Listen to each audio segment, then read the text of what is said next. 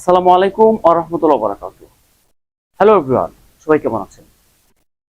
তো আমি আশা রাখছি খুব বেশি ভালো আছেন। তো আজকে আমি আপনাদের জন্য খুবই চমৎকার একটা শর্ট ক্লাস নিয়ে অ্যাপয়েন্ট হয়েছি। আমি বিলিভ করছি এই ক্লাসটি প্রথম থেকে শেষ পর্যন্ত দেখবেন। তো ডিয়ার ভিউয়ার্স, আমাদের কথাকে স্মার্ট করার জন্য বা সবার কাছে গ্রহণযোগ্য হওয়ার জন্য কথার মাঝে বা শেষে কিছু আমরা ইডিয়মস বা ফ্রেজ ব্যবহার করতে পারি। আর এই ইডিয়মস এবং ফ্রেজগুলি আপনার কথাকে এবং আপনার ভাষাকে অনেক সৌন্দর্য করে তুলবে। আর সেই ফ্রেজগুলির মধ্যে আমি 7টি ফ্রেজ বা ইডিয়মস আপনাদের জন্য যাচাই বাছাই করে একত্র করেছি। চলুন তাহলে এক নজর সেই ফ্রেজগুলি দেখে আসি।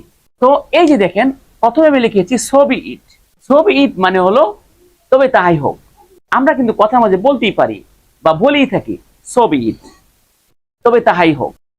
তো সেকেন্ড যে ফ্রেজটি আমি এখানে আপনাদের জন্য যাচাই করেছি সেটি হলো হো কেয়ার্স।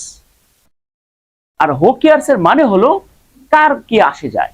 আমরা কিন্তু অনেক কথা বলেই থাকি হো কেয়ার্স মানে কার কি আসে যায়। থার্ড নাম্বার যে ফ্রেজটি আমি আপনাদের জন্য যাচাই করেছি সেটি হলো I am at a loss. আমি আবারও বলছি I am at a loss. কি বলবো ভেবে পাচ্ছি না। অনেক সময় কিন্তু বলে থাকি কথার মধ্যে কি বলবো ভেবে পাচ্ছি না। আর আপনি যদি সেটা ইংলিশে বলেন I am at a loss, কি বলবো ভেবে পাচ্ছি না, তাহলে কিন্তু অনেক সুন্দর হবে। নাম্বার 4 যেটা সেটা হলো not a bit. Not a bit যার অর্থ হলো একটুকু না। আমরা কিন্তু অনেক সময় বলে থাকি একটুকু না।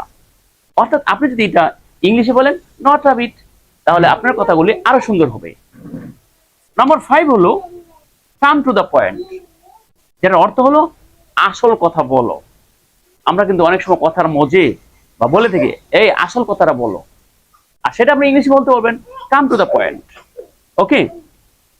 নাম্বার 6 যেটা আমি আপনাদের জন্য যাচাই করেছি সেটা হলো ইটস এনাফ, যার অর্থ হলো যথেষ্ট হয়েছে। নাম্বার 7 যেটা এখানে লিখেছি সেটা হলো নো মোর বার্স, যেটার বাংলা হলো আর কোনো কিন্তু নয়।